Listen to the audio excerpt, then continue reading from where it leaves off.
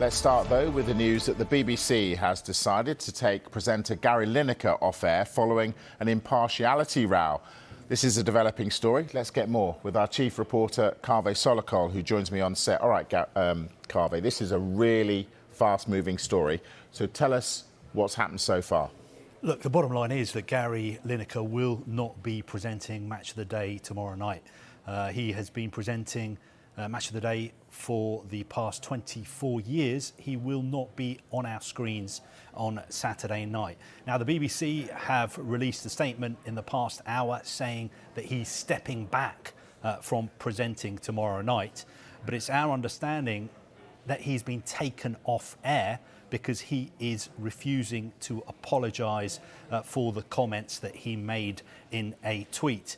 Now, the question is, will he ever present Match of the Day again?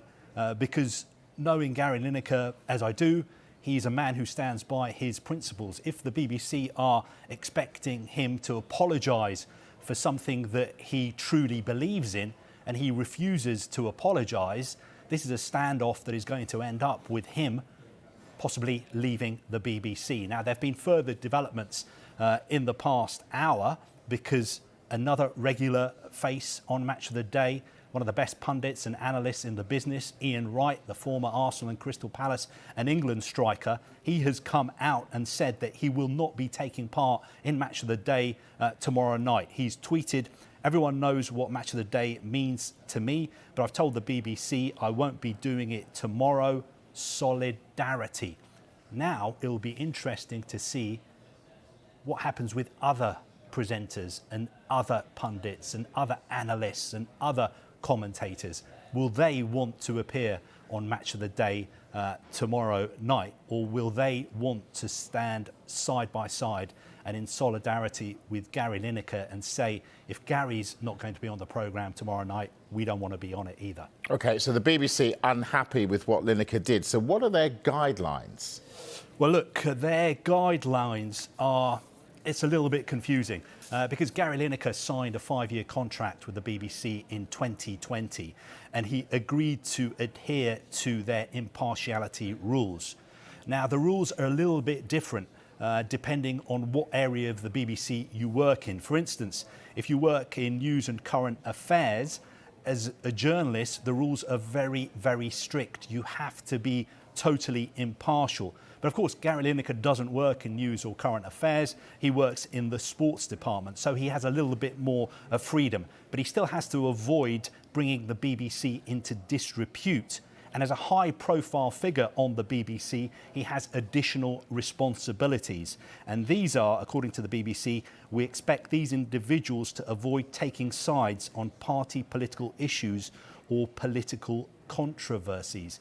Now, a lot of people will be saying, what about all the other people who appear on the BBC? Do they adhere to these rules as well? For instance, Andrew Neil, one of their main political presenters and interviewers. Now, he's the chairman of a right-wing magazine, The Spectator. He's always been very outspoken on Twitter.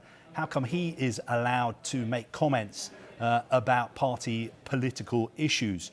What about the chairman of the BBC himself, Richard Sharp, somebody who has donated £400,000 to the Conservative Party, somebody who has helped to arrange an £800,000 loan for the former Prime Minister Boris Johnson? What about another member of the BBC board, Robbie Gibb, or Sir Robbie Gibb, as we are supposed to call him? He was, of course, the former communications director for Theresa May, the former Prime Minister. So a lot of people coming to the support of Gary Lineker and saying, why is it that Gary Lineker is being picked on?